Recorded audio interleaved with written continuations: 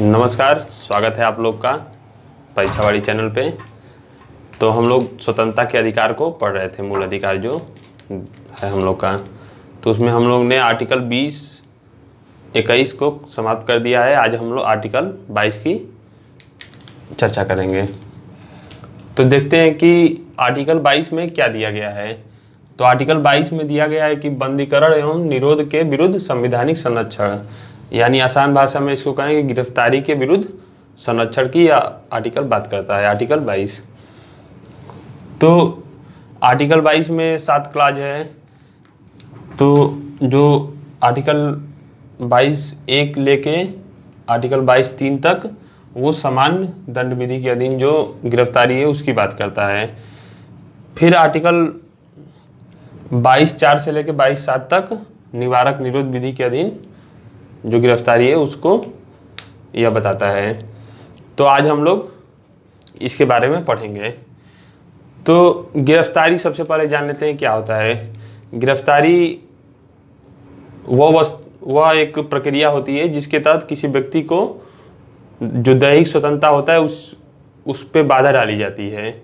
यानी कि किसी व्यक्ति को गिरफ्तार किया जाता है तो गिरफ्तारी में उसको पकड़ के एक जगह अवरुद्ध कर दिया जाता है, उसी को गिरफ्तारी कहा जाता है। यानी आप कहीं भी बाहर नहीं जा सकते, एक निश्चित सीमा क्षेत्र के अंदर आप रहेंगे। तो देखते हैं कि इसके बारे में थोड़ा थोड़ा जान लेते हैं। एक है जो 22(1) से लेकर 3 तक दिया गया है वो समान दंड विधि के अधीन, यानी कि गिरफ्तारी 2 प्रकार से किया जाता है, एक सामान्य दंड विधि के अधीन, एक निवारक निरोध विधि के अधीन। तो सामान्य दंड विधि के अधीन यानी कि कोई अपराध हो गया है उस पर न्यायालय द्वारा दंड देने के लिए उसको गिरफ्तार किया जाता है। और निवारक निरोध में क्या होता है कि आप अपराध करने वाले हैं, यदि यह शंका पुलिस को या उस प्राधिकारी को हो जाती है तो उस आधार पे आपको गिरफ्तार किया जाता है। होती दोनों में गिरफ्तारी ही है, लेकिन इसमें आप अपराध करने से पहले ही आपको गिरफ्तार कर लिया जाता है। यदि उनको आशंका होती है, शक होता है, तो उस आधार पे। तो हम लोग सबसे पहले इसको देखेंगे, फिर इसको देखेंगे। बहुत ही महत्वपूर्ण टॉपिक है ये, तो एक एक क्रम से हम लोग देख लेते हैं।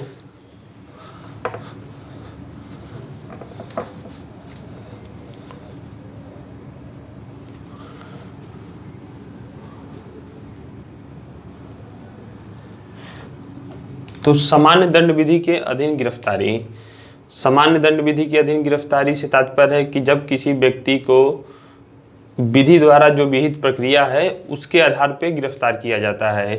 यानी कोई अपराध करेगा तो वहाँ पे जो गिरफ्तारी होती है वो विहित प्रक्रिया के अनुसार गिरफ्तारी होती है, क्योंकि जो दंड संहिता बना है हम लोग का देश का, या अनेकों विधियाँ हैं उसके तहत जो दंड हैं उसके अंतर्गत प्रावधान किए गए हैं। जो CRPC है उसमें भी ये प्रावधान किया गया है, जो प्रोसीजर कानून है, तो उसमें बताया गया है कि किस प्रकार से आपको गिरफ्तार किया जाएगा। तो इसमें न्यायालय दंड देने के लिए कि आप यदि अपराधी हैं तो आपको दंड दिया जाएगा, इस आधार पर इसमें गिरफ्तार किया जाता है। तो यह गिरफ्तारी से संरक्षण की बात करता है। तो संरक्षण में क्या क्या प्रावधान दिया गया है भारतीय संविधान में। देखिए, विश्व के किसी भी संविधान में इसका जिक्र उसके संविधान में नहीं किया गया है, उस देश के संविधान में नहीं किया गया है। ना अमेरिका में किया गया है, बाकी अन्य जगहों पर भी नहीं किया गया है, लेकिन भारत ही एक ऐसा देश है जहाँ पे इसका प्रावधान किया गया है। तो यहाँ पे हम लोग देखेंगे कि कोई जब व्यक्ति गिरफ्तार किया जाता है तो उसको क्या क्या अधिकार प्राप्त होता है। तो जो उसका सबसे पहला अधिकार है प्राप्त होता है वो है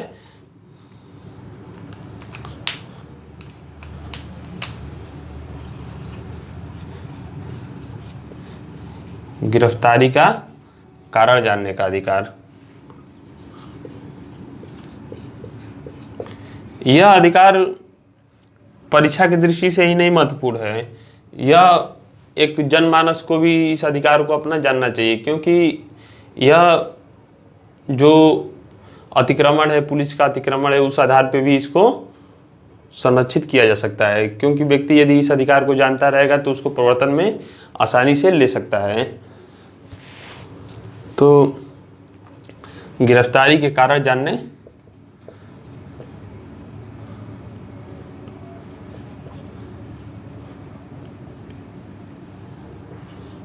का अधिकार। कोई भी व्यक्ति यदि वो गिरफ्तार किया जाता है सामान्य दंड विधि के अधीन, तो उसको यह अधिकार होगा कि वह अपने गिरफ्तार होने का कारण को जाने कि हमें क्यों गिरफ्तार किया जा रहा है। बिना कारण जाने उस पर वो बचाव नहीं कर सकता। इस वजह से कारण बताना बहुत ही अनिवार्य है और व्यक्ति को भी जानना अनिवार्य है। तो गिरफ्तारी का कारण पहले वो जाने कि क्यों हमको गिरफ्तार किया जा रहा है। दूसरा इसका है कि 24 घंटे के अंदर, यहाँ पे लिख लेते हैं, इसको मिटा देते हैं, आगे देखते हैं।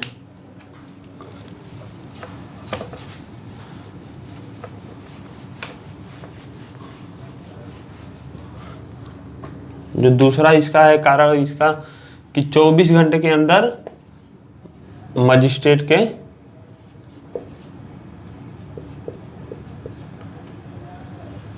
अंदर मजिस्ट्रेट के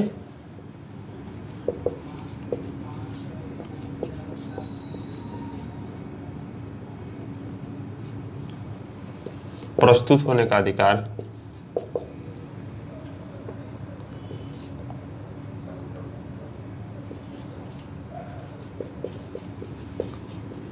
का अधिकार। इसमें क्या है कि यदि कोई व्यक्ति अपना कारण जान लेता है, गिरफ्तार हो जाता है, उसके बाद उसको 24 घंटे के अंदर मजिस्ट्रेट के समक्ष प्रस्तुत किया जाना आवश्यक है। लेकिन इसमें एक और दिया गया है कि आप जो मजिस्ट्रेट के समक्ष पहुंचाने में जो यात्रा का समय है उसको निकाल के ये समय उस समय की बात करता है। यानी आपको यात्रा में 5 घंटे की कहीं अवधि लगती है, दूर दराज, या वो उस प्रकार से साधन नहीं रहता है कि वो मजिस्ट्रेट के समक्ष जा पाए। मजिस्ट्रेट हर जगह तो उपलब्ध नहीं होते हैं, अपने तहसील पे उपलब्ध होंगे या जिला उस पे। तो वहाँ ले जाने में यदि जितना समय लगेगा, यात्रा के समय को घटा के 24 घंटे के अंदर मजिस्ट्रेट के समक्ष व्यक्ति को जाने का अधिकार है और उनका पुलिस को पहुँचाने का कर्तव्य है। क्योंकि जब मजिस्ट्रेट के समक्ष जाएगा तभी उसको आगे की या तो जमानत दिया जाएगा या तो उसको और अवधि बढ़ाया जाएगा। लेकिन 24 घंटे से अधिक पुलिस इसको अपने यहाँ नहीं रख सकती। जब रखती है तो वो न्यायालय के आदेश द्वारा ही रख सकती है और वहाँ पे न्यायिक कस्टडी उसको बोला जाएगा। रहेगी पुलिस के यहाँ ही, लेकिन उसको न्यायिक कस्टडी बोला जाएगा। तो यहाँ पे हम लोगों ने देखा कि 24 घंटे के समक्ष मजिस्ट्रेट के समक्ष प्रस्तुत करना। फिर तीसरा इसका जो है वो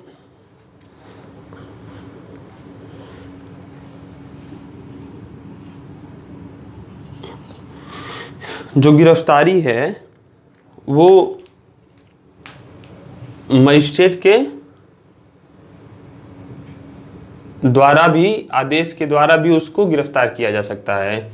यानी जो एक हम लोग अमूमन सुनते होंगे शब्द वारंट के द्वारा भी इसको गिरफ्तारी किया जा सकता है। यहाँ पे यह आवश्यक नहीं है कि 24 घंटे के समक्ष मजिस्ट्रेट के यहाँ प्रस्तुत किया जाए, क्योंकि वो पहले से ही मजिस्ट्रेट आदेश देता है कि आप जाइए इन व्यक्ति को गिरफ्तार करिए।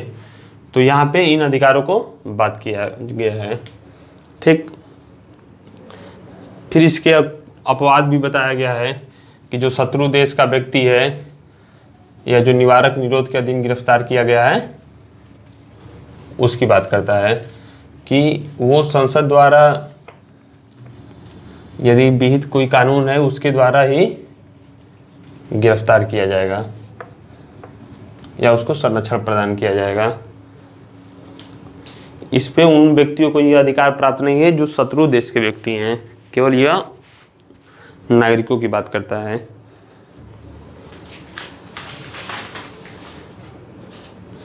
फिर जो निवारक निरोध विधियां हैं, निरोध, इसके बारे में हम लोग जान लेते हैं। बहुत ही आसान चीज़ है, बहुत आसानी से समझ में आएगा, बहुत परेशान होने की जरूरत नहीं है। निवारक निरोध में बताया ही पहले कि जो यदि प्राधिकारी को आशंका हो जाए कि आप लोक व्यवस्था में अशांति फैलाने वाले हैं, अराजकता फैलाने वाले हैं या कोई अपराध अटेम्प्ट करने वाले हैं, तो इस आधार पे निवारक निरोध विधि को उपयोग किया जाता है। देखिए, सबसे पहले जो निवारक निरोध अधिनियम बना था, संसद द्वारा बनाया गया, वो 1950 में बनाया गया। उसके बाद समय समय पे इसको बनाया जाता है। हर विपक्ष सरकार जो होती है इसका विरोध करती है कि भाई इस प्रकार का कानून वैलिड नहीं रहना चाहिए, लेकिन लोक सुरक्षा और शांति को देखते हुए यदि वो सरकार सत्ता में आती है तो वो भी उस कानून को बनाती ही है। इसकी आवश्यकता इसलिए है कि यदि राष्ट्र की सुरक्षा और जो लोक व्यवस्था है उसको शांति से चलाने के लिए बहुत ही आवश्यक है, क्योंकि इमरजेंसी टाइम में एक तरह से इसका उपयोग भी बहुत ज़रूरी होता है। यदि यह इसका दुरुपयोग किया जाता है तो उसका बात ही अलग है, लेकिन नहीं तो यदि उसका उपयोग किया जाएगा तो बहुत ही अच्छा कानून रहता है एक तरह से। लेकिन कई जगह पे दुरुपयोग का भी मामला सामने आ जाता है। तो निवारक निरोध यदि किसी व्यक्ति को किया जाएगा तो यहाँ पे उसको सलाहकार बोर्ड से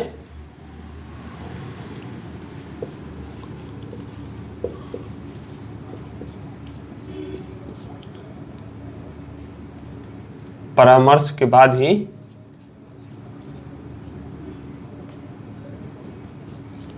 ही उसको 3 महीने से अधिक अवधि तक रखा जाएगा। देखिए, किसी व्यक्ति को निवारक निरोध के तहत गिरफ्तार किया गया है तो एक 44वां संविधान संशोधन आया 1978 में, तो उसके पहले की स्थिति और उसके बाद की स्थिति दोनों को अलग अलग रूप में हम लोग पढ़ लेते हैं।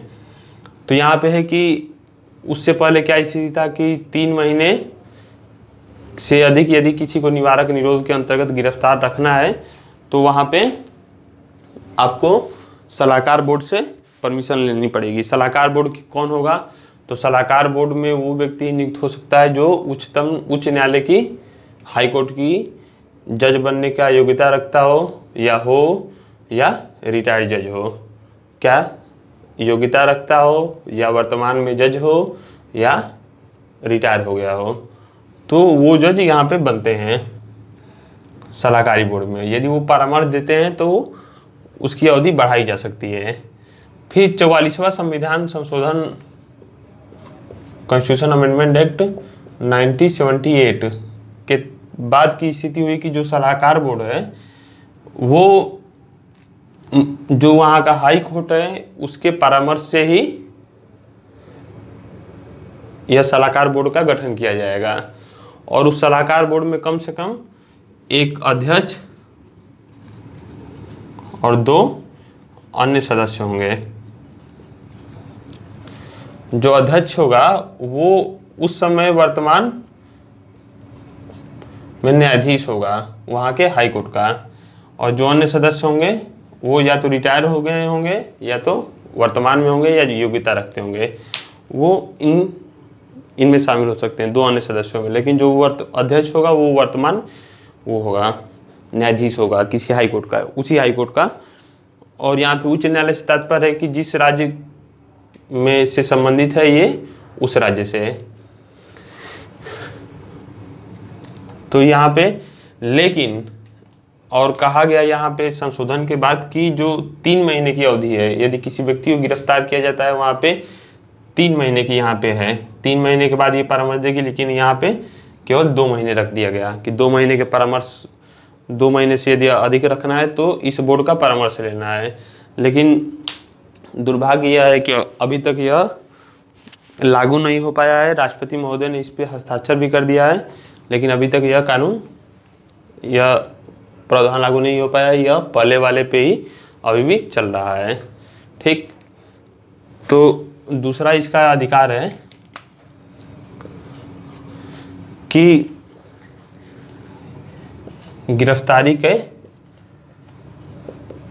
उसका आधार जानना या कारण जानना। देखिए, गिरफ्तार व्यक्ति इसमें हो या उसमें, आधार तो उसको जानना आवश्यक ही है। तो जिस व्यक्ति को गिरफ्तार किया जाता है उसको यह आधार बताना आवश्यक है कि आपको गिरफ्तार क्यों किया गया है।